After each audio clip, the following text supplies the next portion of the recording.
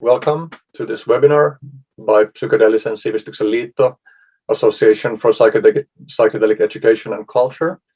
We have today as our guest philosopher Chris Letheby, and our main host for the session is theologian Tommi Vehmas, who has been writing amazing blog posts for our organization, and also just joined the board of the organization, so he will be a board member for year 2022. And at this point, I think I will just hand over to Tommi.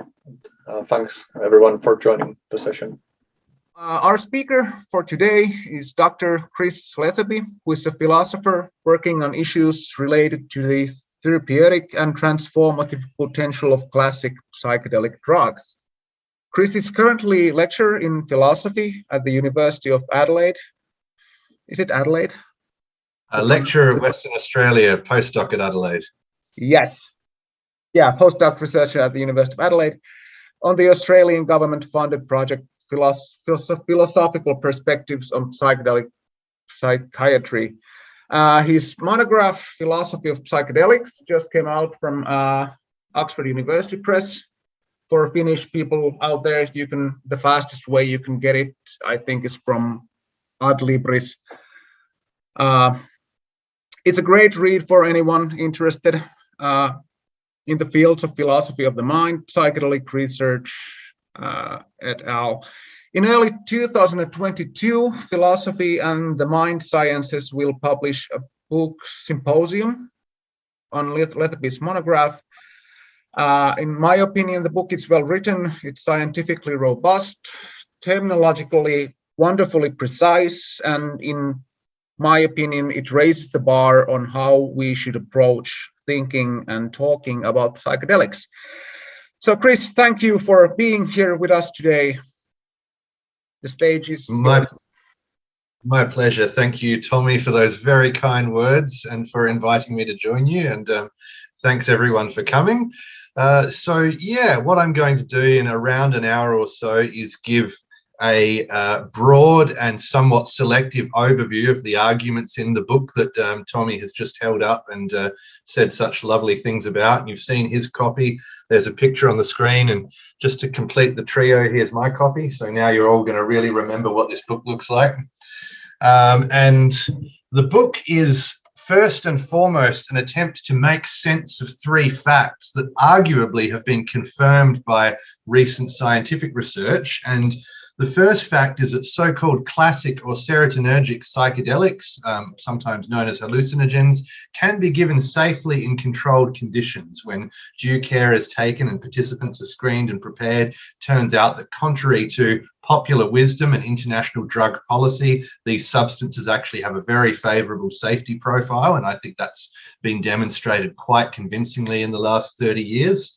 The second fact is that when psychedelics are given in such conditions, they can reliably cause lasting psychotherapeutic benefits, so substantial reductions in symptoms of depression, anxiety, and addiction, and so on, with just 1 to 3 administrations in conjunction with supportive psychotherapy. And the third finding, and the one that really kind of underpins the concerns I'm trying to address in the book, is that these lasting psychotherapeutic benefits from 1 to 3 supervised administrations of a psychedelic are mediated by the occurrence of a specific type of experience during the drug action, a so-called mystical type experience of oneness, unity, or cosmic consciousness. So those are the three facts that I'm trying to make sense of and figure out what we should think about in the book. And the last point, the fact that these benefits seem to be mediated by the mystical type experience, led Michael Pollan, the renowned journalist who has written a blockbuster book on psychedelics, led him to wonder, is psychedelic therapy simply foisting a comforting delusion on the sick and dying? And that's the question that underpins the book. That's the question that I try to address. And my answer is not really. Okay, that's not really what psychedelics are doing, though it is complicated. It's not kind of a straightforward no. But in any case, the central thesis of the book is that the worry underlying Pollan's question, the kind of concern about the therapeutic use of psychedelics, which I call the comforting delusion objection, can be answered. This objection does not, in the final analysis, give us a good reason to shy away from psychedelic therapy, to avoid developing it, prescribing it, using it, and so on. So the talk is structured in 3 parts, which matches the structure of the book. In part 1, I'm going to go a bit more deeply into the facts about psychedelics and their therapeutic use that give rise to the comforting delusion objection. I'm going to talk a bit more precisely about what the objection is and some of the responses that other people have already made to it. And then in parts 2 and 3, I'm going to flesh out my response, which is a relatively new sort of response to the comforting delusion objection. And my response has 2 strands to it, right? And the first involves arguing that the epistemic or knowledge-related risks of psychedelics from the standpoint of philosophical naturalism or materialism are actually smaller than they initially appear. So that's what I deal with in part 2, looking at, well, how risky are psychedelics to our quest to gain knowledge and hold true beliefs if we adopt a naturalist or materialist perspective. And then the second strand of my response to the objection is to say that from a naturalist or materialist perspective, the epistemic benefits, the knowledge-related benefits of psychedelics are actually much larger than they initially appear. And so that's what I'm going to talk about in part 3, the epistemic benefits of psychedelic therapy from a naturalistic perspective. So let's get into it. Part 1, the comforting delusion objection.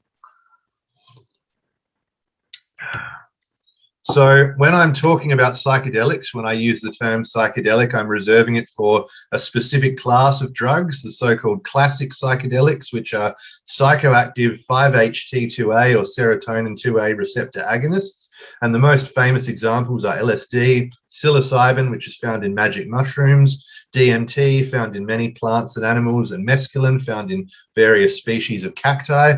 So many of these occur in the natural world. They've been known over the years by many different names, including hallucinogens or psychotomimetics, so drugs that cause hallucination or mimic psychosis. And the term psychedelic, as I use it, is fairly narrow, so it doesn't include substances like cannabinoids, so-called entactogens like MDMA or ecstasy, doesn't include dissociative anesthetics like ketamine and other substances, just the psychoactive serotonin 2A agonists. Now, when we turn to the effects of these substances on the mind, on conscious experience, which of course is what everyone is interested in, it's hard to say very much, right? For a couple of reasons. First off, the effects of psychedelics on consciousness are far more variable than the effects of other drugs. So they're influenced very strongly by set and setting, the psychological state of the person taking the drug and the environment in which they take it. And secondly, one of the most common themes that does emerge from first-person reports is that the experience is ineffable. It's very common for people to say it's totally indescribable, language cannot do it justice.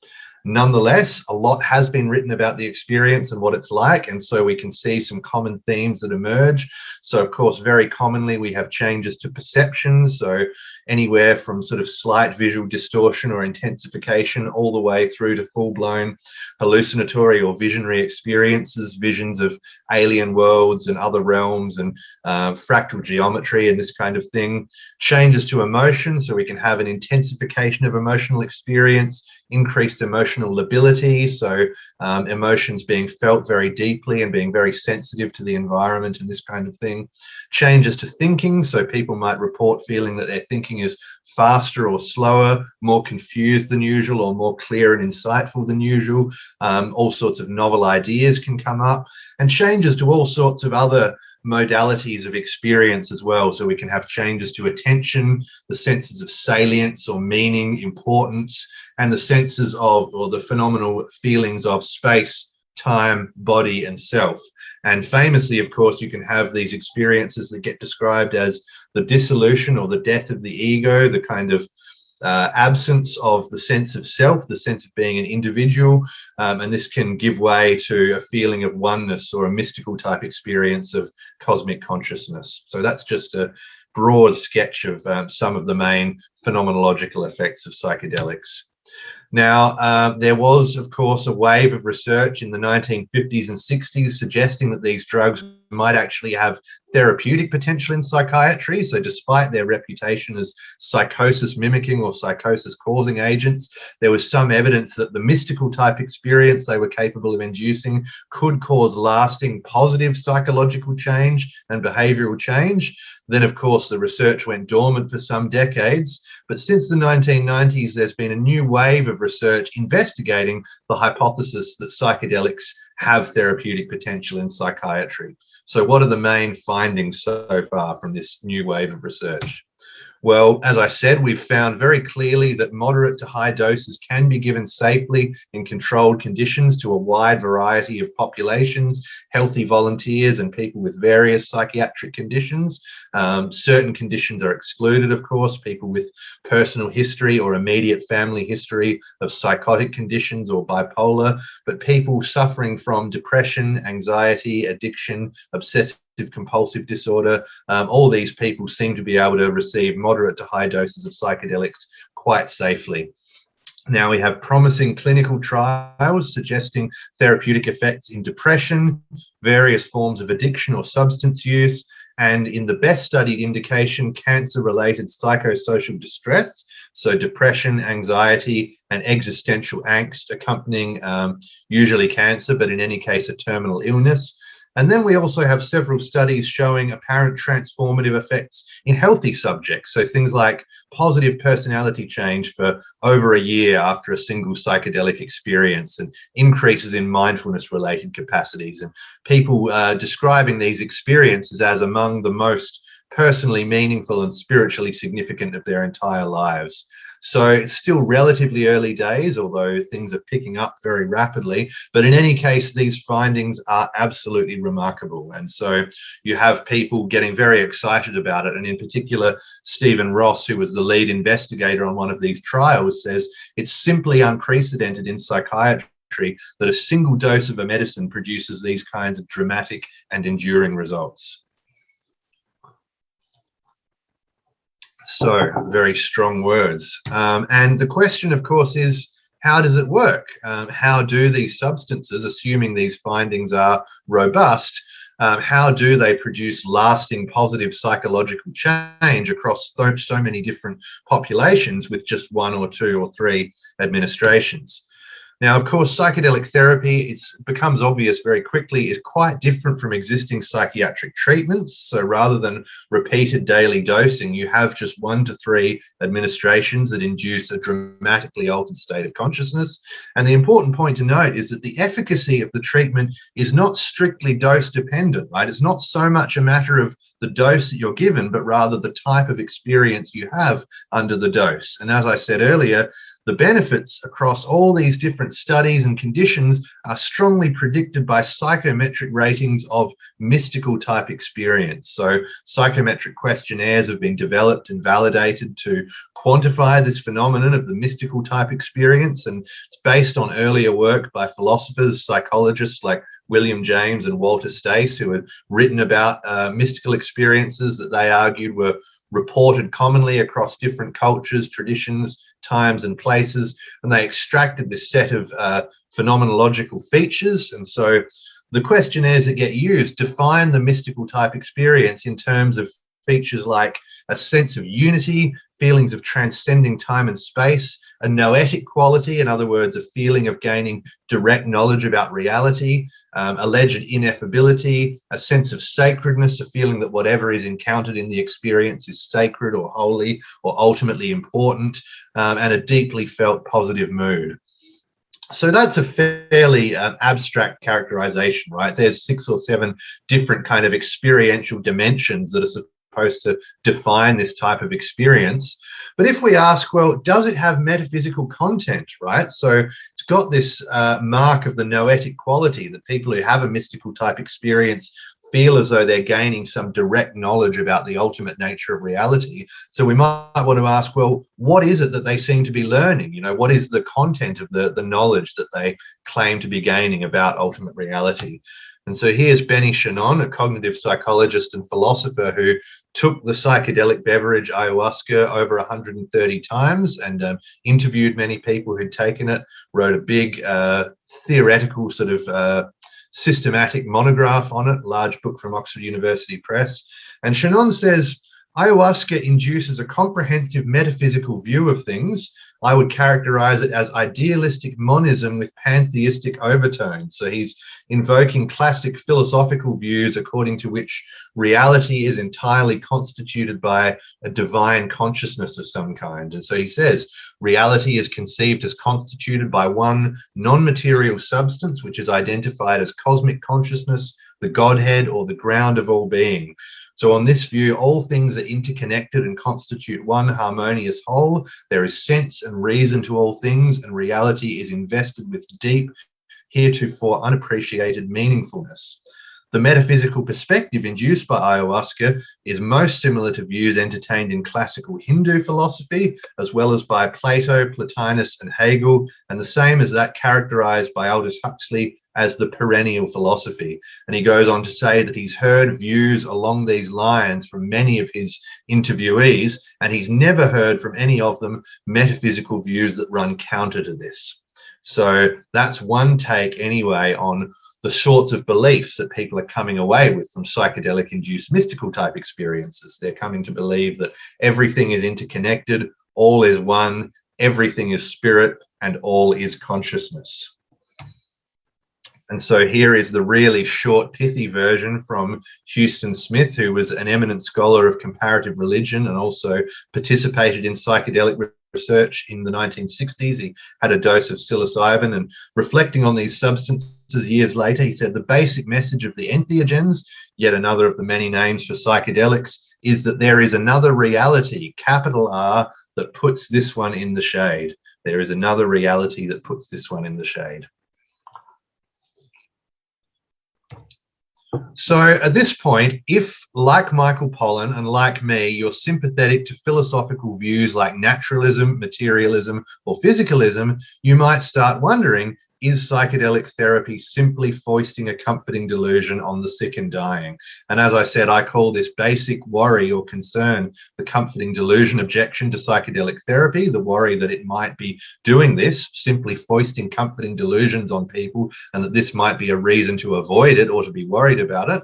So I'll go into the objection in a bit more detail in a moment, but first I just want to have a digression on this term naturalism. So naturalism is a term that is used in many different ways in contemporary philosophy. It gets given lots of different definitions by different thinkers, but I adopt a simple characterization of it as basically a generic physicalism or materialism about the mind. So the view that mind, consciousness, mental phenomena are wholly material or physical, which means in turn that they are latecomers, right? So mind and consciousness are not fundamental or basic in the universe, but they develop through evolution. They're the outcomes of complex development. And then the second strand of naturalism, as I use the term, is a denial of the existence of non-natural entities such as God, angels, or Cartesian souls, and non-natural properties. So you may or may not think that naturalism is the best name for this view, but that's the sort of view I'm referring to anyway when I use the term, is basically the kind of view that says the mind and consciousness are thoroughly physical or material. They're not fundamental in the universe. They develop through evolution, and there's no such thing as gods, Cartesian souls, disembodied entities. There's no spirit world. There is no other reality that puts this one in the shade. There is only the everyday empirical world studied by the sciences.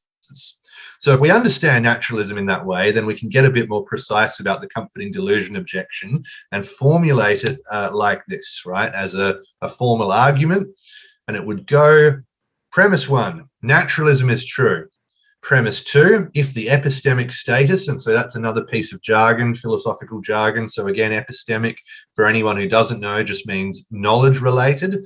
So if the epistemic status of psychedelic therapy is poor, then we should hesitate to recommend or prescribe it. Premise 3, if naturalism is true, then the epistemic status of psychedelic therapy is poor. And conclusion follows from those premises, we should hesitate to recommend or prescribe psychedelic therapy. So if you extract the worry that underlies Michael Pollan's question and try and formalize it as an argument, my view is that it would look something like that. So how might we respond to this objection? Well, There are some popular responses already out there, and one popular response is to reject premise one. So premise one says naturalism is true, but of course many psychedelic researchers and psychedelic subjects deny this. They say the cosmic consciousness experience is veridical. It really does reveal something about the ultimate nature of reality. And so if you take this response, if you adopt this response to the objection, then what you're doing basically is you're rejecting naturalism, as I've characterized that view, and you're embracing some other metaphysical view, some kind of supernaturalism, idealism, pantheism, cosmopsychism, some kind of view which says, you know, reality is fundamentally conscious, immaterial, mind or spirit or divinity is somehow the ground of being and underlies the manifest world. I don't want to go down this road because I think naturalism is more plausible than these other views, and I can talk about why in question time if people are interested. The second common response is to say, well, it doesn't really matter that much if the experience is veridical or not, right? The epistemic status of psychedelic experience is not actually what is most important. And so this amounts to denying the second premise of the argument. The second premise says, look, if the epistemic status of psychedelic therapy is poor, then that should really worry us. We should actually hesitate to recommend or prescribe it if it turns out that it works by inducing false beliefs or preventing people from knowing reality as it really is. And one influential line of thought is to say, well, why should we, right? Why should we care so much about that? What really matters is that these experiences help people flourish and live better lives and, you know, be kind of happy and overcome their psychological difficulties. And so you've got the philosophers Owen Flanagan and George Graham taking a line something like this. And so they don't say that epistemic issues are completely unimportant, but they say they're very unimportant relative to other sorts of concerns of happiness and human flourishing and meaning making and this sort of thing. And so they say that psychedelic mystical type experiences are metaphysical hallucinations. That's the phrase that Flanagan and Graham use. But they say, look, there's nothing wrong with metaphysical hallucinations if they help people live good lives. I don't want to go down this road either, right? Because it's part of my view that the epistemic status of the experience is quite important. It is something we really should be concerned about. And again, I can talk about that in question time if people are interested. And the third response is basically to accept the conclusion of the argument, to say, yeah, look, we should hesitate to recommend or prescribe psychedelic therapy because naturalism is true. And that does mean that the epistemic status of psychedelic therapy is poor, and the epistemic status really is something we should care about. So if you accept those three things, then it follows that we really should be pretty worried about psychedelic therapy. And I suspect quite a few people actually do hold something like this view. It doesn't get defended in print that often, but at least one philosopher, Andrea Lavazza, has explicitly made this argument. He said that it really matters that our well-being is founded on accurate knowledge of reality, and psychedelic therapy doesn't provide this. Psychedelic therapy is a path to well-being that is founded on taking us away from accurate knowledge of reality. So those are the three main responses to the objection that have sort of been popular so far. So you reject the first premise, you reject the second premise, or you accept the conclusion. Now, my new response, and that's what I looked like several years ago, by the way, before I took too many psychedelics, my response is to say it's complicated. And my project basically is to try and defend psychedelic therapy against the comforting delusion objection. So I want to show that the objection fails, but I want to do this within a naturalistic framework that accords epistemic concerns a central place, right? So as I said, I want to hang on to premise one, naturalism is true, and I want to hang on to premise two. We really should care about the epistemic status of psychedelic therapy. So of course, the only option left for me is to deny premise three, which says, if naturalism is true, then the epistemic status of psychedelic therapy is poor. And that premise is, in fact, what I think is the weakest link in the argument. So basically, a good chunk of the book is devoted to arguing that this is false, right? Even if naturalism is true, the epistemic status of psychedelic therapy is still pretty good. So even if you're a naturalist, and even if you think we should really care about epistemic issues, you still ultimately don't have to be concerned about psychedelic therapy. Now, my case for the idea that premise three is false has two parts, right? First off, as I said, I try to show that the epistemic risks of psychedelic therapy, given naturalistic assumptions, are actually reasonably small, smaller than you might initially think. And then I try and show that the epistemic benefits of psychedelic therapy, given naturalistic assumptions, are larger than you might initially think. And so that provides the structure for parts 2 and 3 of the talk. I think we're going reasonably well for time. I've spent about half the talk on the first part, so if I spend a quarter on part 2 and a quarter on part 3, we should be good. All right, so epistemic risks of psychedelic therapy. Why would you think there are epistemic risks?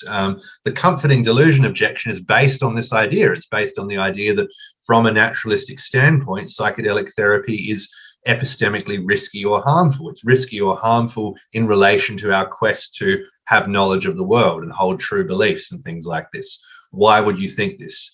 Well, first off, on an anecdotal level, uncontrolled psychedelic use, in other words, psychedelic use outside of the clinic, outside of the laboratory, definitely has been associated over the years with outlandish conspiracy theories, metaphysically extravagant beliefs, and so on. And you can look at cases like, I can't remember the name, but there was a guy who took ayahuasca. I talk about him in my book.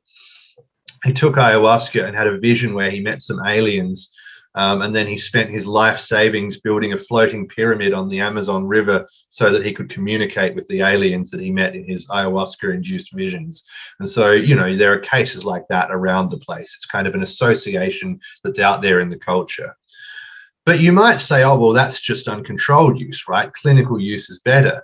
The worry about epistemic risks in a clinical setting comes from a specific empirical hypothesis about the therapeutic mechanisms at play, a hypothesis about the causal mechanisms involved in psychedelic therapy, bringing about of psychiatric symptom reduction. So, as I said, one of the most robust findings in the whole field is that there is this strong correlation between ratings of mystical type experience and lasting psychological benefits. And that's true almost for every condition. It's not true, interestingly, for small studies of obsessive compulsive disorder. But if you look at all the trials of depression, anxiety, addiction, you have this correlation between mystical type experience and lasting symptom reduction. And you have the same thing in the studies of healthy volunteers, right? All these benefits like personality change and so on. There are all these correlations again and again with this same variable, the occurrence of a mystical type experience during the drug effects. And so on the basis of that correlation, you get this very obvious conjecture. You might think, well, okay, psychedelic experiences cause lasting psychological benefits primarily by inducing psychologically beneficial metaphysical beliefs, right? So what psychedelics do is they give people this overwhelmingly convincing visionary experience of cosmic consciousness, of kind of ultimate reality. People come to believe that that's real, and it is that belief that gives them the psychological benefits. So I call this the metaphysical belief theory of psychedelic therapy, the idea that psychedelic therapy fundamentally works by changing people's metaphysical beliefs about the ultimate nature of reality.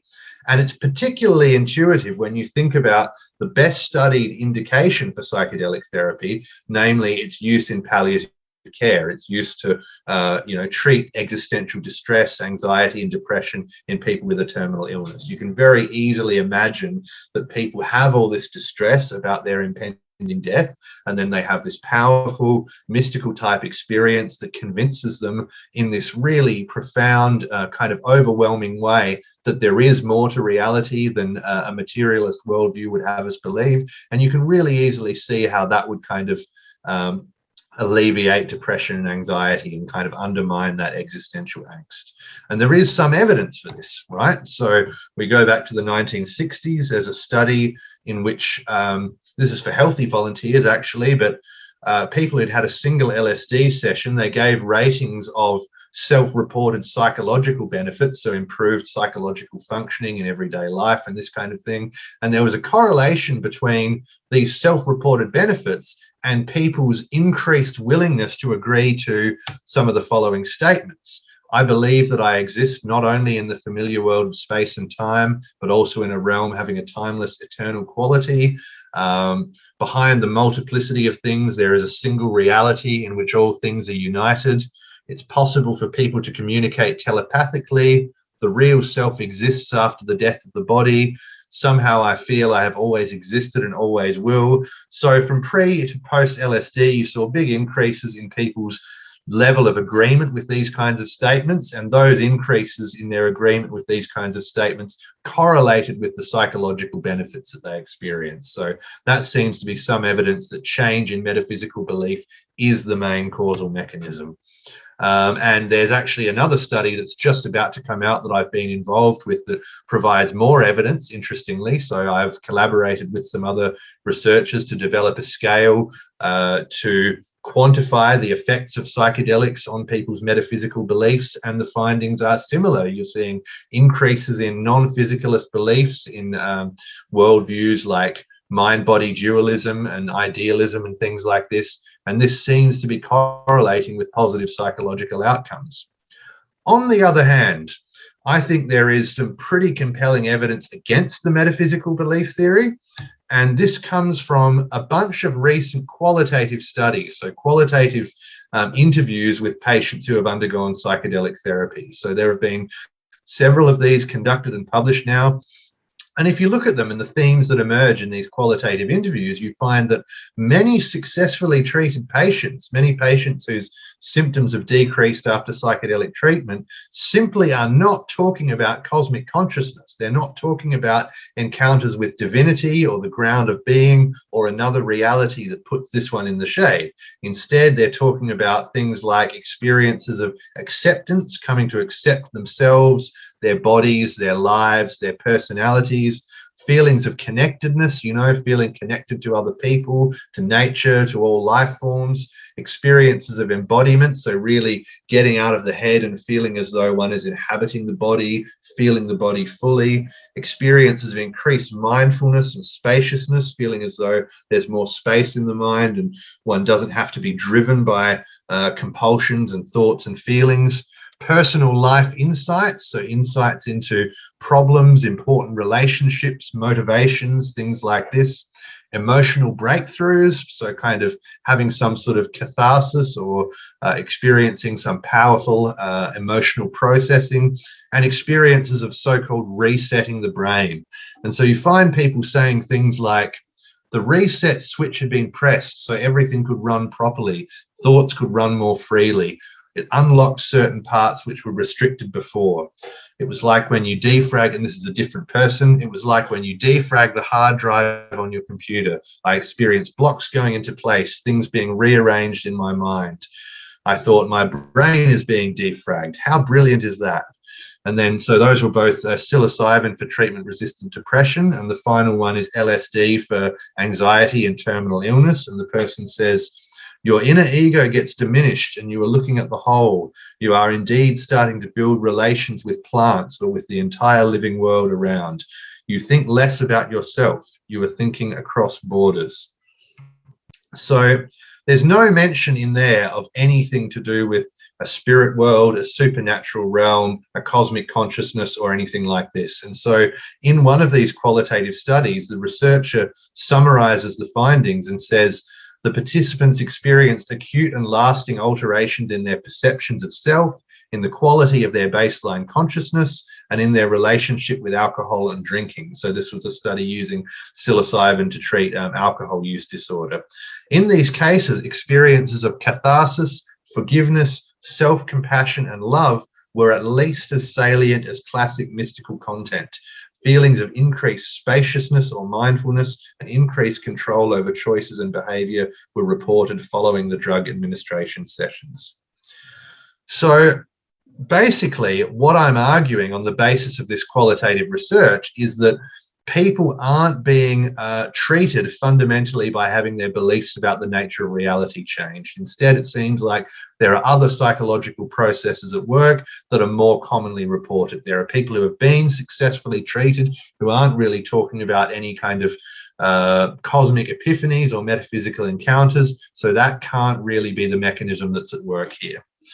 But this creates a bit of a puzzle, right? Because I said earlier that this construct of a mystical type experience is the strongest predictor of benefits from this treatment. And if that's true, right, if the mystical type experience predicts lasting benefits, then how can there be successfully treated patients who aren't talking about cosmic consciousness or the Godhead or whatever?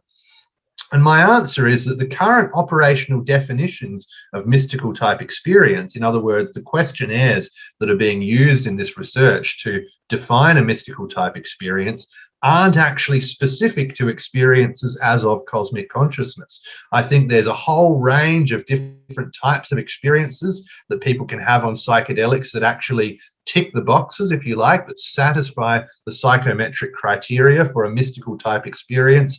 And not all of them actually involve metaphysical epiphanies or apparent encounters with the ground of being or ultimate reality.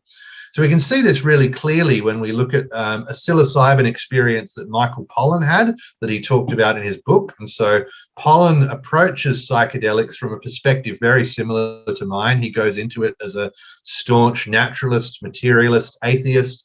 And then he has these very remarkable and kind of meaningful and transformative experiences, including one induced by psilocybin, where he went away afterwards and actually filled out the mystical experience questionnaire that gets used in a lot of this research. And he found that his experience qualified. According to the measures that are being used in psychedelic science, the experience that Pollan had satisfied the definition of a so-called complete mystical type experience. But this is what he has to say about it, right? And he's referring here to the specific criteria in the scale. He says, yes, I could easily confirm the fusion of my personal self into a larger whole, as well as the feeling that I experienced something profoundly sacred and holy, being at a spiritual height, even the experience of unity with ultimate reality. Yes, yes, yes, and yes. Provided, that is, that my endorsement of those loaded adjectives doesn't imply any belief in a supernatural reality. It had been my objective to have a mystical experience, and at least according to the scientists, a mystical experience I had had. Yet it had brought me no closer to a belief in God or in a cosmic form of consciousness or in anything magical at all.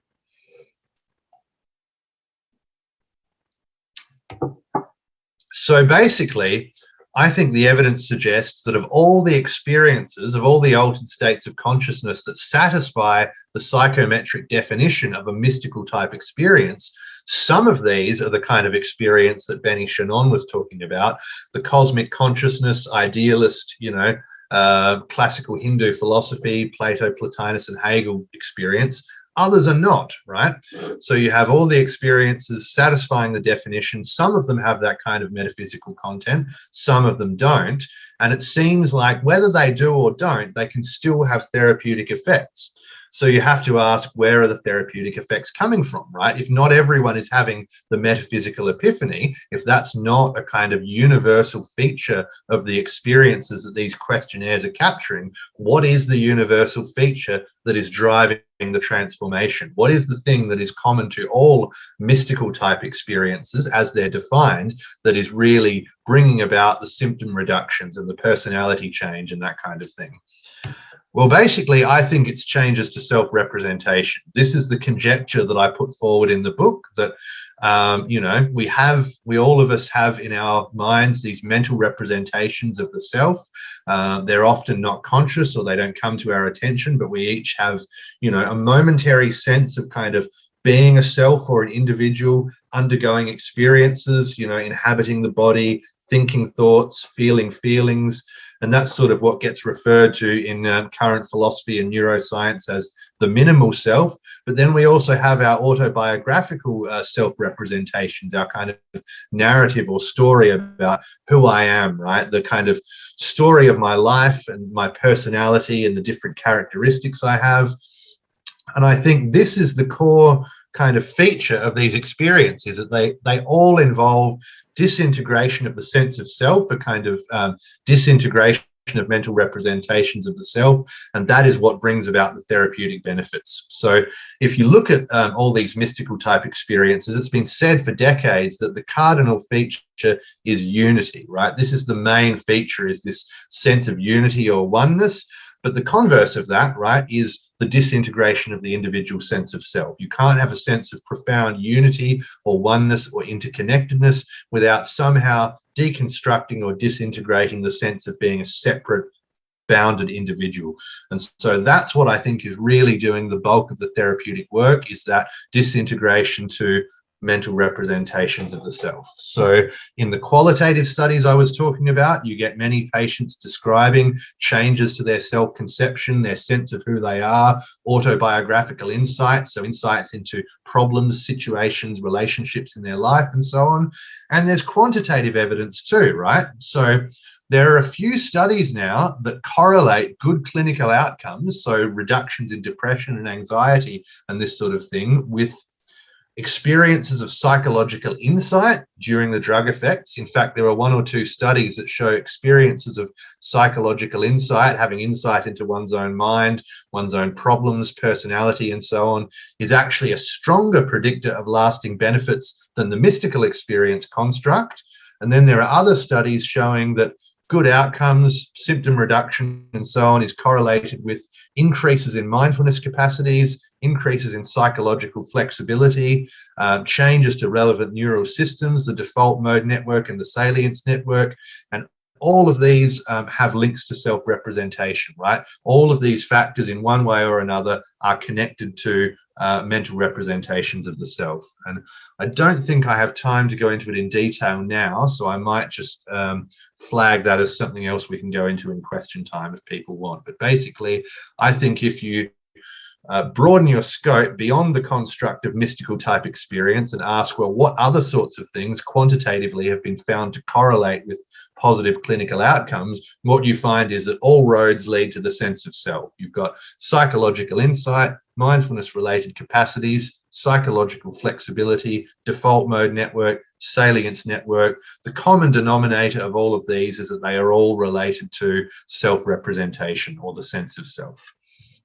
Now, how exactly does altering self-representation alleviate pathology? How does it bring about reductions in depression, anxiety, and addiction? I won't go into it in detail, but basically the story about how that works is rooted in an influential theory in cognitive neuroscience known as predictive processing. So it's this view that the brain, essentially, the main function of the brain is to create inner models or representations of the world and use these in order to try and predict its future inputs. So to predict inputs coming in through the senses, the brain builds up a complex hierarchical model of the self and the world, and then it uses these to generate predictions of what's going to happen next. And the story basically is that this ends up involving a kind of very complex model or representation of the self, and in pathological conditions, in depression, anxiety, addiction, and so on, the self model can become rigid and dysfunctional, right? Someone can become stuck in a very kind of negative, pessimistic, bleak, and kind of deeply entrenched picture of who they are, and it can just become virtually impossible to break out of, right? So if they're depressed, they might have a self-model that says, you know, I'm unworthy, or I'm unlovable, or there's no hope for me. If they have anxiety, it might be a self-model that says, you know, things go wrong, the world is threatening, you know, people are kind of, if it's social anxiety, it might be people are judging me or people are thinking poorly of me. In addiction, the person might have a self-model or a sense of self that is totally bound up with being a substance user. They might be unable to get out of that and imagine a life in which they're not abusing substances.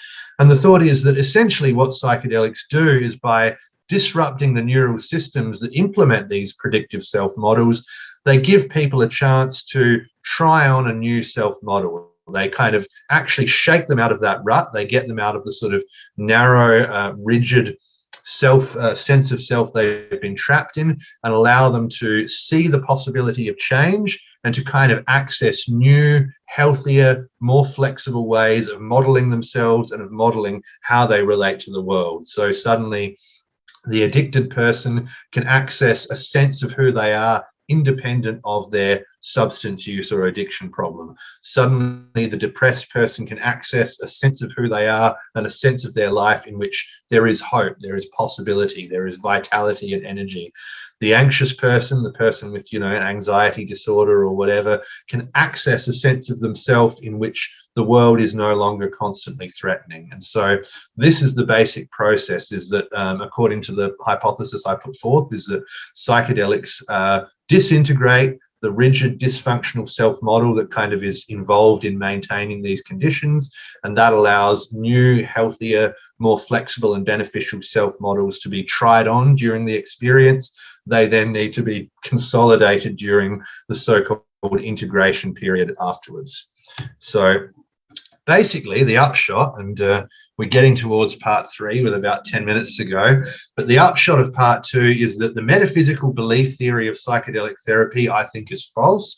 Psychedelic therapy doesn't work primarily by inducing non-naturalistic metaphysical beliefs in a cosmic consciousness or another reality that puts this one in the shade. Those kinds of ideas do sometimes come up, right, in transformative experiences, but the point is they don't always come up. They're not necessary for the treatment to work. When they do come up, people don't just have to believe them uncritically. They can reflect afterwards and say, do I think this is true or not? But fundamentally, psychedelic therapy isn't about that, right? That can be part of the process, but what it's really about and how it really works is changing how patients see themselves and how they relate to their worlds and lives at a fundamental level. So that's why I think from a naturalistic standpoint, the epistemic risks are less than they initially appear. It's not centrally about giving people a mystical experience that then kind of induces a comforting, psychologically beneficial metaphysical belief. Now, leading into the final part, this process I've been talking about, the process of disintegrating and revising the predictive self-model, often confers serious, significant, non-trivial epistemic benefits. It involves real insights and the acquisition of real knowledge that don't conflict with a naturalistic worldview. So that's going to be the final 10 minutes of the talk.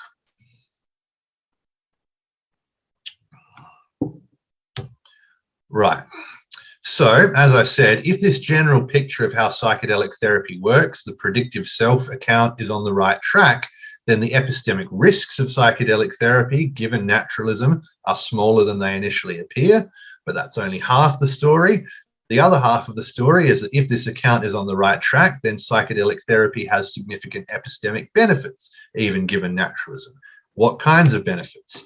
Well, I've got 5 categories. I don't think I'm going to manage to talk about all of them, but they're divided into, these are standard categories in epistemology, the philosophical study of knowledge. So first off, knowledge that, which is also known as propositional knowledge.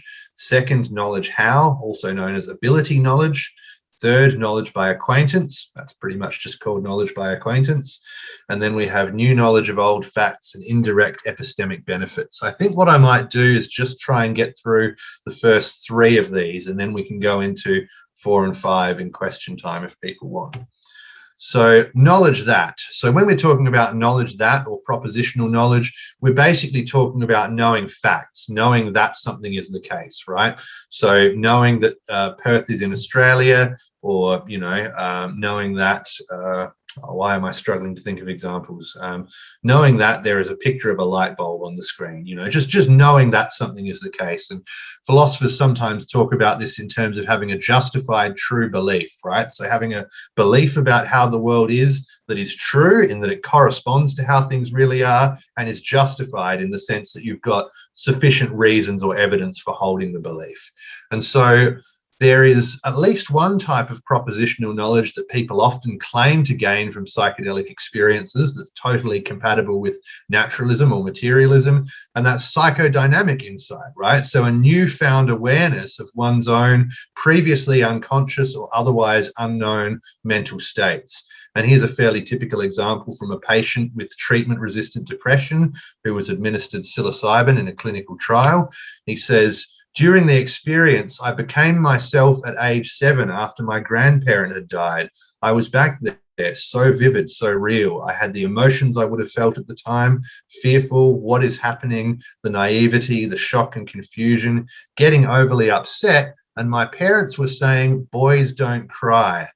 And the patient then goes on to say that this helped him realize how his unhealthy emotional habits as an adult developed, and that in this experience he saw that it's not a weakness to be emotional, that this is an unhealthy attitude that he'd internalized from things his parents said to him when he was 7. So in this experience, this person seems to have acquired new knowledge about the world, in particular new knowledge about his own mind and his own life, right? He seems to have learned the fact that his unhealthy emotional habits as an adult, his view that it's a weakness to be emotional, were caused by, this thing that his parents said to him when he was 7 at a traumatic, difficult time. And so what we can ask then is, does this patient's apparent insight into the nature and origins of his unhealthy emotional habits actually constitute a justified true belief? Is it really correct that he's come out of his psilocybin experience with an accurate belief about how things are that is backed up by sufficient reasons or evidence? In short, my view is that it might, if it survives scrutiny after the session, right? So if the patient just believes this because it seemed true during his psilocybin experience, my position would be that that's not sufficient justification, because we know that psychedelic experiences can throw up lots of false beliefs. So merely believing an apparent insight because it occurred during a psychedelic experience and felt true is never going to be sufficient justification or sufficient evidence.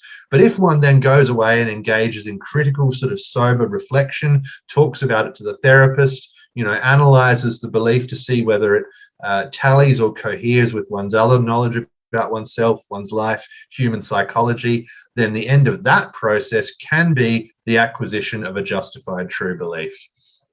I'm just trying to figure out what to go into and what to leave because I'm running out of time. I think I'll just leave it at that for propositional knowledge. Yeah, there is this phenomenon of people getting apparent insights into their own minds, sort of previously unconscious mental states. And I think if it's just accepted uncritically because it came up during the experience, that doesn't really constitute knowledge.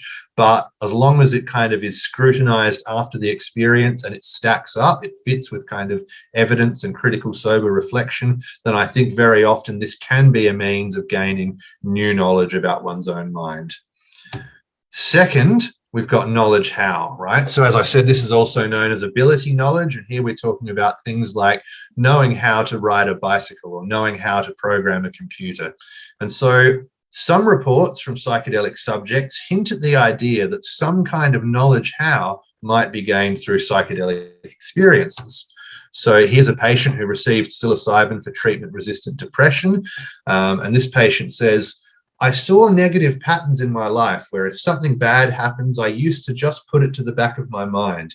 Afterwards, after the psilocybin experience, I allowed myself to experience everything, even if it is sadness. Now I know how to deal with my feelings rather than repress them.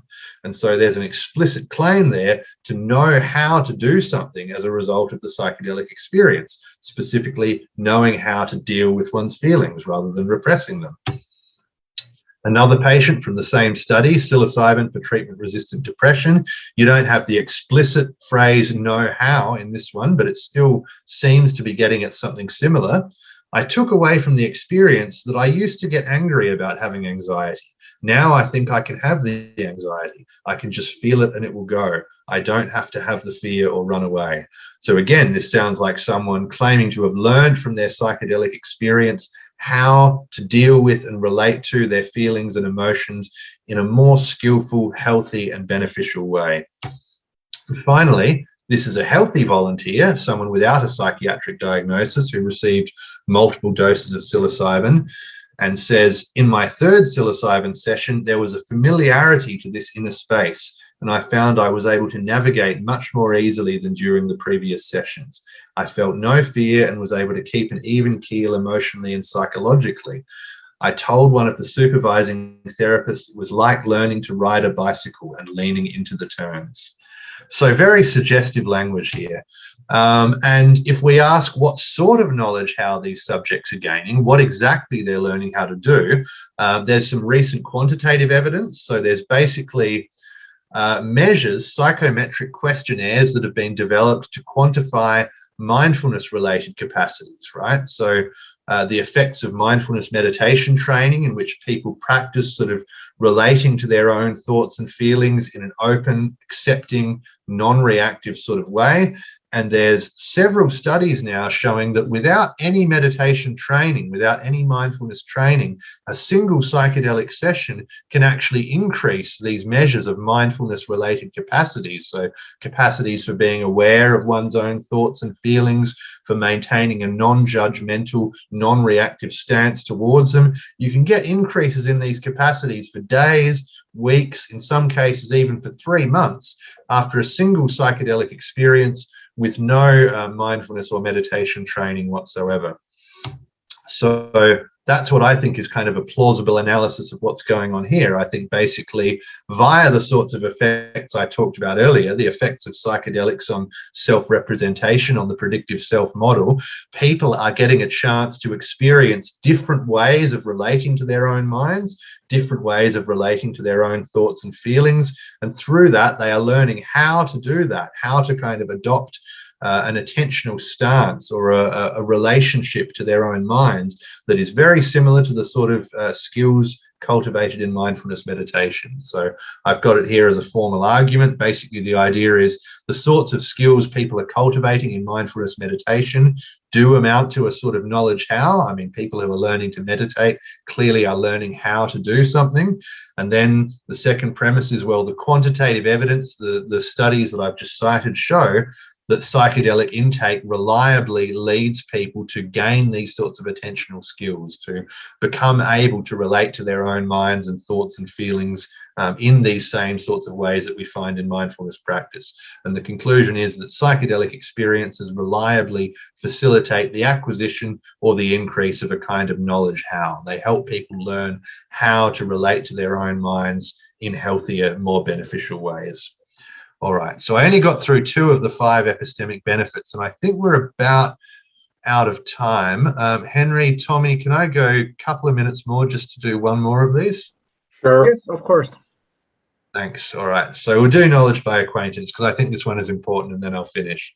So one thing that people often claim is that under the influence of psychedelics, they came to know something that they already knew somehow more directly. So here's one example. A mentally healthy volunteer, someone without a psychiatric diagnosis, who had a session on peyote back in the 1960s, said, "The most important outcome of his experience was the knowledge and certainty I now have that it is truly possible to attain to a sense of harmony with all creatures and things." So you get the sense there that before his peyote experience, he sort of believed that it might be possible to attain to a sense of harmony with all creatures and things. But what was important about the experience is that he now has this certainty that it truly is possible because he's experienced it, right? He's experienced having this sense of harmony with all creatures and things. And there's a similar kind of description here from Walter Pahnke, one of the clinicians and researchers back in the 1960s, talking about a type of insight that people have in their psychedelic experiences. He says, at this point, unless the patient previously had experienced mystical consciousness spontaneously, he becomes intensely aware of completely new dimensions of experience which he might never before have imagined possible. From his own personal experience, he now knows that there is more to the potential range of human consciousness than we ordinarily realize. This profound and awe-inspiring insight sometimes is experienced as if a veil had been lifted and can transform attitudes and behavior. So basically, I think this is reminiscent of an idea that you get in philosophy. It goes back to Bertrand Russell in the early 20th century of knowledge by acquaintance. I'm not going to go into the technicalities, but the essential idea is knowing something directly through your own experience rather than indirectly through book learning or through other people's reports, right? So the difference might be between, you know, knowing all about Finland from reading books and, you know, hearing stories from other people who have been there versus actually going there and seeing it for yourself. And so I just use this definition from the philosopher Earl Coney, who says, to have knowledge by acquaintance with something is to be familiar with that entity in the most direct way that it is possible for a person to be aware of that thing. And so my view is that there are facts such that psychedelic experiences help people to become familiar with them in the most direct way possible, right? There are certain facts that it's quite easy to know about by book learning, by indirect evidence, by other people's testimony, but that are much harder to come to know about directly through one's own experience, and that in very many cases, psychedelics can facilitate the acquisition of this kind of knowledge by acquaintance. And there are two specific facts that I think come up again and again. And one is that the human mind has vast potential, which is not usually realized or even recognized in the ordinary sober waking state. And the second one is that the ordinary sense of self is contingent and mutable. It's sort of a fragile construction, and it's not a necessary feature of consciousness. And so I won't go into a lot of detail here, but basically, I think it's relatively easy to know either of these things indirectly. You know, you can read Erowid, you can read books by Aldous Huxley or whatever, and come to have a belief that, oh yeah, the human mind has this vast potential for, you know, a sense of harmony with all creatures and things, this huge potential that normally goes unrealized. And you can read reports by Buddhist meditators and think, oh yeah, the ordinary sense of being a self or a separate individual is a construction, and it's possible to have experiences without that. But it's difficult to know those things directly from one's own experience. And I think again and again, this is something that psychedelics do, is they give people this direct experiential insight into the vast, normally unrealized potential of the human mind, and into the contingent, mutable, changeable, constructed nature of the ordinary sense of self. So that's pretty much all we're going to get through for now. So just a quick recap. We started off with this idea that you have a correlation between ratings of mystical type experience and therapeutic benefits of psychedelics, and this gives rise to the comforting delusion objection, this worry that essentially psychedelic therapy works by inducing comforting but implausible beliefs about reality. And my response, as I've said, is to accept, to try and hold on to the idea that naturalism is true, and to try and hold on to the idea that the epistemic status of psychedelic therapy matters. And so instead, I've been arguing against the premise that if naturalism is true, then the epistemic status of psychedelic therapy is poor. And so I tried to show first off that the epistemic risks of psychedelic therapy, given naturalism, are smaller than they initially appear, because the therapeutic mechanism is not actually changes to metaphysical beliefs, but rather it's changes to the sense of self, changes to self-modeling or self-representation. And second, I tried to show that given naturalism, the epistemic benefits of psychedelic therapy are larger than you might suppose. And of course, I only talked about three categories there, but there's reason to think that various forms of knowledge can be gained both during these experiences and their aftermath. So the happy conclusion, I think, is that the comforting delusion objection fails. So I'd love to hear what you think about it all. Thanks. Thank you. The first question that came is that the distinction between mystical and metaphysical types of experience is well articulated. But I want to question, are there really experiences that could be classified as metaphysical, as the metaphysical is by definition that which is beyond experience? Are metaphysical experiences simply interpretations about mystical type experiences, and people confuse their narratives with the experience as such? Yeah, really good question. So I guess first off, I would question the idea that metaphysical by definition means beyond experience. I mean, metaphysical is one of these very difficult to define, highly contested terms, but it's often defined as, the area of philosophy that studies, the most fundamental categories of reality or something like that, or the most fundamental structure or nature of reality. And I don't think there's anything in the idea of the fundamental nature or structure of reality that means it has to be beyond experience. And of course, the whole idea of mysticism, which has been around, for millennia, is predicated on the idea, and I think it's very clearly in Plato and all these sorts of classical figures, that you can have direct experience of truths that we today would classify as metaphysical, right? So this whole idea that, you know, you can get some kind of direct experiential access to what reality fundamentally is really like. Now, you might just say that's incoherent, right? Because our access to reality is always mediated by our mental representations or something. And that would be a different argument, but I don't think, I'm not sure that the metaphysical by definition is unexperienceable.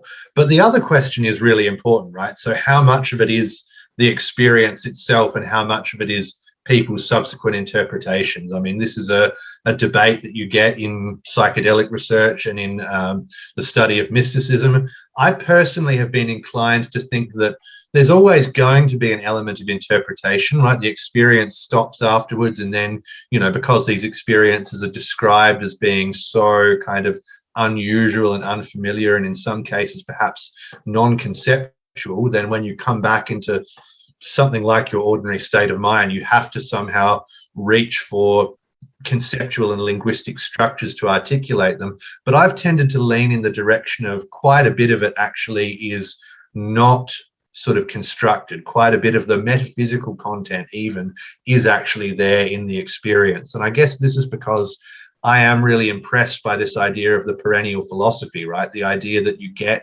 this core type of experience, the sort of experience that William James and Walter Stace were trying to articulate, that this does show up again and again across different traditions, cultures, times and places, this kind of experience that might be clothed in different sort of terms and different cultural symbols and so on, but it does seem to have this common set of insights into, well, the sort of thing Benny Shannon was talking about, you know, the idea that reality at bottom is fundamentally unified, fundamentally sacred, fundamentally good, and fundamentally, in some sense, conscious or mental or spiritual. Like, that idea seems to keep popping up again and again, to the extent that it seems to me like it seems to me plausible that that is actually part of the experience, not a subsequent interpretation.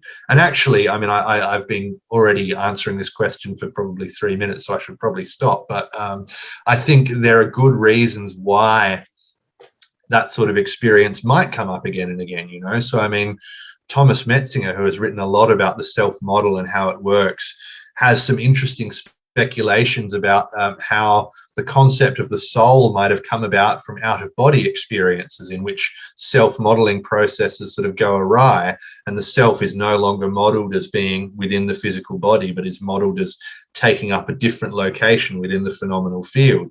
And I think I talk about this a bit in the book. I think you can make similar points about metaphysical type experiences, as I call them, these like idealist type cosmic consciousness experiences. There are facts about our cognitive architecture, our innate cognitive architecture, that is not culturally conditioned, that I think give a plausible explanation for why you might keep getting a unitive, boundless cosmic consciousness type experience. If you want to know what it is, you have to read the book. Or someone else can ask. Yeah, thanks for the answer. There's the next question is from Samuli. Right. Thank you very much, Chris. First of all, for this really fabulous talk, and you really set out your central argument here with really great clarity and precision. What I was wondering about, you've looked at the phenomena and qualitative descriptions of mystical type experiences in quite a lot of detail. After that, what do you now think about our current psychometric measures of these experiences? Is it still worth it and appropriate to use the typical questionnaires on mystical experiences? Is it that we should change the way we operationalize and measure these experiences, or really the way we talk about the findings, as you pointed out, that sometimes maybe we talk about the mystical experiences as if they contained these metaphysical belief changes, but maybe they do not.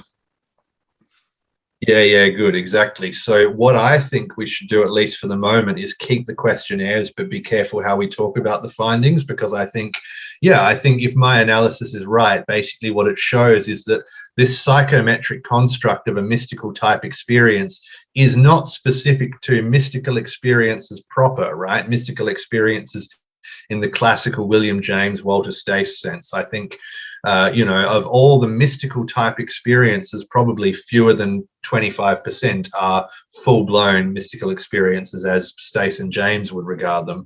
But I think these instruments clearly are measuring something important, right? Because you have this robust correlation. So I think for now, we should definitely keep using them. We should just realize that the construct mystical type experience is not equivalent to mystical experience in the full-blown classic or intuitive sense.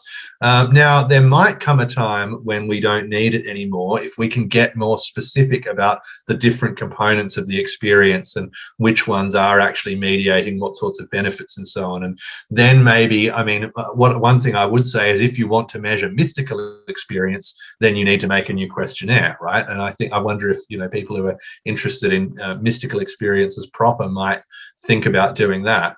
But so imagine a future time when, we have a questionnaire that really is specific for mystical experiences in the full-blown sense. And then we have other questionnaires, some of which are starting to be developed at the moment, that measure other things like disintegration of the narrative self and kind of, feelings of acquiring a new perspective on one's life and whatever. At that point, maybe we wouldn't need the mystical type experience construct anymore. But for now, I think it clearly is measuring something real, given that it has been the strongest predictor of lasting benefits. Just, we need to be careful about what it actually is and what it's not. Thanks, yeah. Okay, next one. There is actually a question about the ethics, that clearly psychedelic experiences do sometimes, though not that often, as you point out, lead to profound and problematic changes in metaphysical beliefs. What would you consider an acceptable level of such epistemic risk for providing psychedelic-assisted treatment? If, for example, if 1% of patients end up believing that telepathy is real, can we ethically provide this treatment, or 0.1%? Yeah, good question. I don't have a number. Some of the main pushback that I have encountered in relation to these arguments is so many people sort of think that there are no knockdown arguments that idealism and these sorts of views are false. Therefore, they shouldn't really.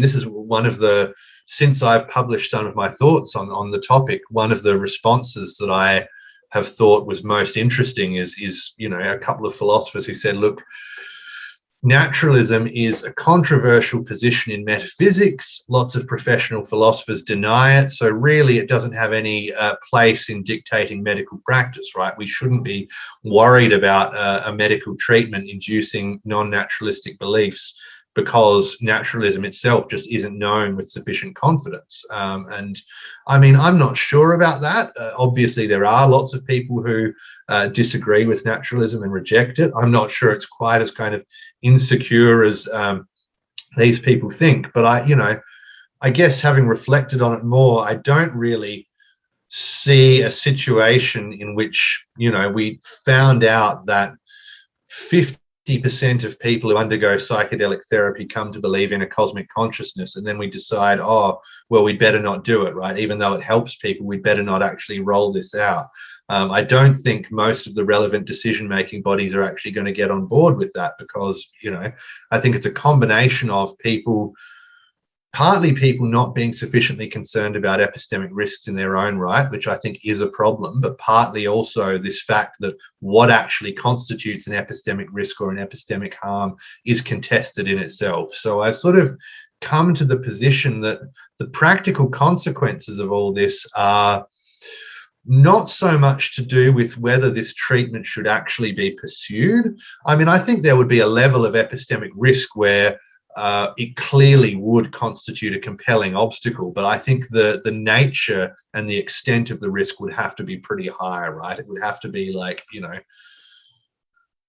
30% of people are coming out thinking that they need to spend their life savings to build a floating pyramid on the Amazon to talk to aliens or something like that. Stuff that just about everyone can agree is false and unjustified. I think the more kind of contentious the topic, the harder it becomes to sort of argue that this is a belief that, we should lead us to seriously consider not rolling out this treatment. But I think what we need to do is we really need to equip patients with the information and the tools to kind of make good sense of these experiences and be epistemically responsible. So there was a paper published recently, very interesting, which said we need an enhanced consent process for psychedelic therapy. The normal informed consent process in psychiatry is not adequate because other psychiatric treatments don't have the capacity to change people's fundamental beliefs and sense of self and this kind of thing.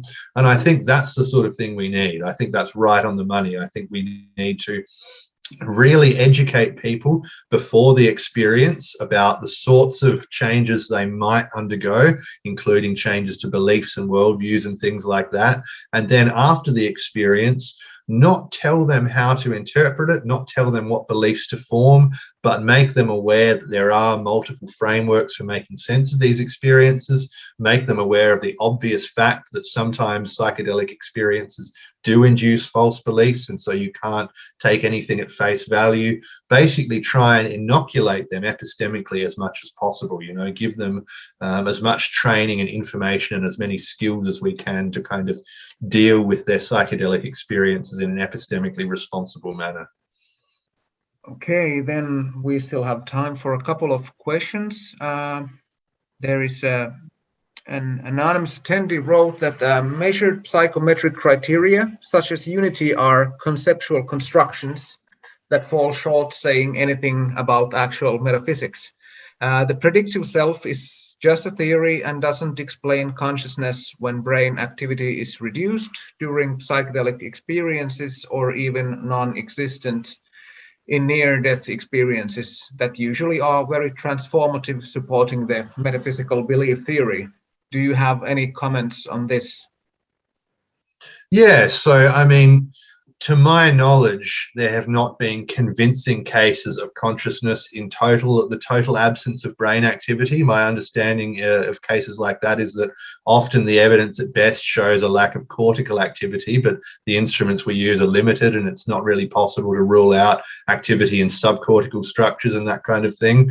And in terms of the reductions in brain activity during the psychedelic experience, I mean, there are 2 points I would make there. The first one is that psychedelic neuroimaging is just a very contested field, right? You've got all sorts of different imaging techniques getting different results using different substances in different doses in different populations. And so that kind of famous finding from the Robin Carhart-Harris studies using fMRI of decreased bold signal in the default mode network and all this stuff, since the day one there's been a debate about what that actually means. And it turns on how to interpret the bold signal itself, the blood oxygen level dependent signal that imaging modality picks up. And so it's standardly assumed to be a proxy for the level of neural activity. But another view that I've seen some researchers put forward is that the bold signal doesn't correlate with neural activity, but actually with neural synchrony, right? And so that would make sense because you've got this conflict, you've got this apparent contradiction between those findings and PET studies in the 1990s with oral psilocybin, which found increased glucose metabolism in a lot of those same brain regions, including prefrontal areas and so on. And so one way of resolving that apparent conflict is if the bold signal correlates with synchrony rather than activity levels, then what you might be seeing is increased activity but decreased synchrony. And that fits well with a lot of other work that shows you do get this kind of broadband desynchronization of neural activity under psychedelics. So that's the first point, is just that, reduced brain activity under psychedelics is not, I would say, securely established. But secondly, I mean, physicalism doesn't entail, materialism or naturalism doesn't necessarily entail that the overall level of neural activity correlates with the overall level of consciousness. So there is a paper along these lines. So Bernardo Kastrup has a paper. I don't know if you've read it or not, the person who asked the question, but Bernardo Kastrup has a paper in which he argues that, yeah, if physicalism is true, it should be like the more brain activity, the more consciousness, the less brain activity, the less consciousness. But what we see on psychedelics is less brain activity, more consciousness. So psychedelic neuroimaging shows that physicalism is false. But I would question that idea that if physicalism is true, then that means more brain activity, more consciousness. I think that's a relatively crude understanding of the variety of possible physicalist theories of consciousness. Now, I should say I absolutely concede the point that, you know, first off, yeah, predictive processing, predictive coding, and the predictive self theory doesn't explain consciousness, right? I think that the hard problem of consciousness, as it's called, is a very real problem and it is very much unsolved. We don't have a physicalist solution of it yet. But, you know, there are a range of different physicalist theories about what phenomenal consciousness is, what actually brings it about in the brain, and not all of them have the consequence that more activity means more consciousness. I mean, some people actually, you know, some researchers contest the idea that it's even coherent to talk about being more conscious. There's a strand of research in philosophy and cognitive neuroscience at the moment basically saying that the whole framework of levels of consciousness is kind of not the way to go, because it assumes that consciousness is this one thing, whereas in fact it's multivariate and multidimensional and so on.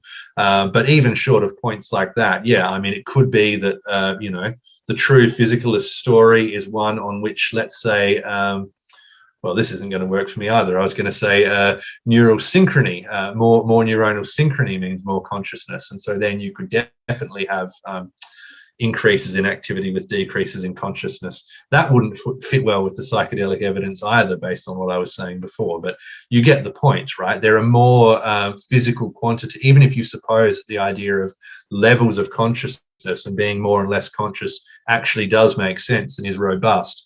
There are more physical parameters that the brain has than just overall levels of neural activity that could index the level of consciousness. So I don't know how satisfying that'll be, but those are my sort of off-the-cuff thoughts about those issues. Santeri Wikström had a question about valid metaphysical insights.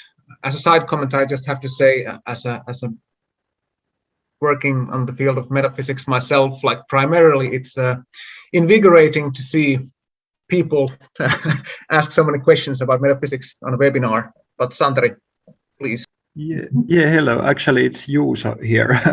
I was using Santeri's link since I had some problem with joining. Yeah, so not Santeri, but Juuso. Oh, hey, how's it going? Yeah, it's going well. And yeah, really nice to have you here. And I once again enjoyed your work very much, very extremely clear and I think quite convincing argument. Yeah, and also I want to comment to this discussion a couple of questions ago that I think that kind of psychoeducation about these epistemic risks and how these kind of issues would be a super good thing to have with psychedelic therapy. You talk about that in your thesis, of course, yeah. Yeah, but now the question I was thinking mostly about, or I heard that in this argument you mainly criticize certain kind of metaphysical insights that people claim to gain during psychedelic experiences. And I think, is there some kind of metaphysical insights, not necessarily ones connected with idealism and similar views, that could be valid? I was especially thinking about like Buddhism and this idea of shunyata, which could be understood the kind of insight not only to the kind of non-self of your own identity, but to the lack of reality of all identities or any kind of like substantial separate existence of anything. or then it can be also interpreted as like general insight to constructedness of all experience, that and the insight that how we experience the reality is not like the reality in itself. But this maybe as one example of metaphysical insights which could be gained in psychedelics and which could be like true somehow. Yeah, absolutely. So I do think there are metaphysical insights that people often have under psychedelics that are true, right? Because people do have lots of metaphysical insights under psychedelics that are compatible with naturalism and also highly plausible. And so, the one you just mentioned, actually, that, our experience of reality is not reality in itself, that very sort of Kantian insight, that is one I talk about in the book, because that is, this gets back to one of the earlier questions. That is one of the things that I think leads to the idealist type beliefs, is that, you do have this epiphany under psychedelics that all of this is consciousness, right? That all of this is not the external world in itself, but all of this, what seems to be tables and chairs and computers and so on, that all of this is a purely experiential construction. It's just, on my view, what the correct interpretation of that insight is, that this experiential construction, this thoroughly mental sort of appearance of a world, is actually happening inside an objectively real physical brain, inside an objectively real biological organism, in a fundamentally non-conscious world in which consciousness has developed and evolved. But the insight itself, is ambiguous. The insight is just, whoa, all of this is consciousness. Wow. And so it's easy to see how you could interpret that in either way, right? You could either say, well, all of this is consciousness, but this is not the external world. This is the model of the world in my brain. Or you could say all of this is consciousness and this is all the external world. Therefore, the world is entirely made of consciousness and idealism is true.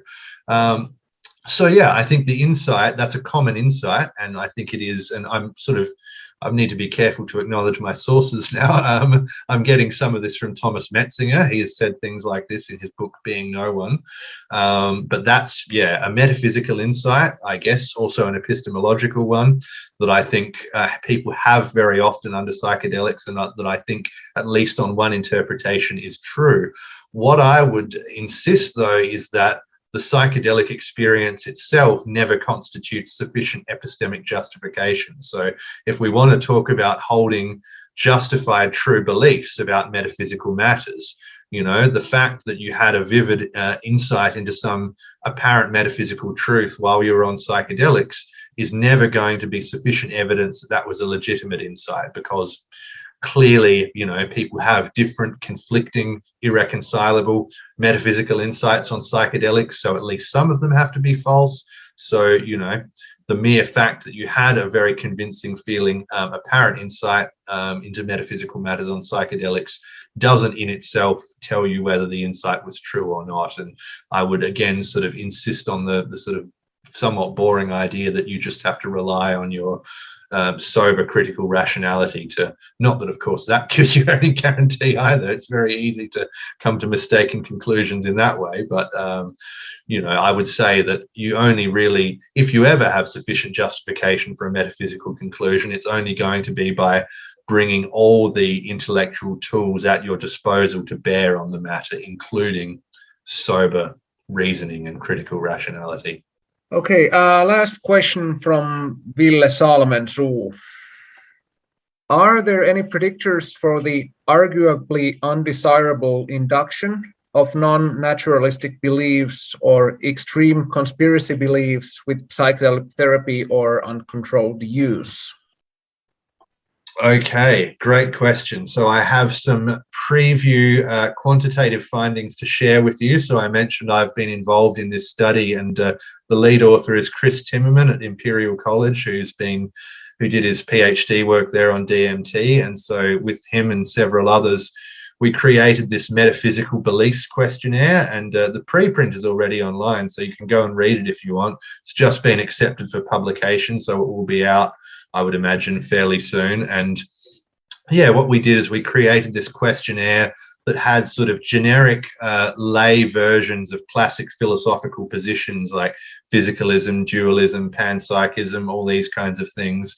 And then Chris and his colleagues gave this questionnaire to people before and after psychedelic experiences. And there were sort of two sub-studies. One was with people who were going to do a psychedelic ritual or ceremony somewhere with ayahuasca or psilocybin or whatever, and the other one was in their clinical trial that compared psilocybin versus escitalopram, the SSRI antidepressant, in the treatment of depression. And in both cases, the finding was that there was a robust shift towards non-naturalistic metaphysical beliefs, towards beliefs in dualism and supernatural realms and this kind of thing, and that shift correlated with positive psychological changes, so with increases in well-being after the ceremony and with reductions in depression in the clinical trial. Now, there were some very surprising findings. I don't know too much about the clinical trial, if they did the correlational analyses, but certainly in the ceremony findings, they looked for correlations. They administered a bunch of measures of the acute experience and tried to find out what predicts these changes in metaphysical beliefs, increases in non-naturalistic metaphysical beliefs. And interestingly, they found no significant correlation with ratings of mystical type experience. So I would have absolutely bet that mystical type experience would predict increased non-naturalistic belief, but at least in that sample, it did not. Interestingly, what did was two things. And one was the feeling of emotional synchrony with other people during the experience, perceived emotional synchrony, feeling sort of fused with the group or oneness with the group. And the other thing was baseline ratings of peer conformity, so tendency to conform to one's group. So that raises some very interesting suggestions about what exactly is driving the changes in settings like that. So yes, increased non-naturalistic beliefs in psychedelic ceremony settings predicted by ratings of peer conformity at baseline and ratings of perceived emotional synchrony with others during the experience. So there you go. The study is called Psychedelics Alter Metaphysical Beliefs. So look up the preprint and have a look. And I think there's going to be a fair bit more work. You know, a lot of people are now interested in using that questionnaire in their upcoming studies. So we might learn a lot more about these matters in the coming years.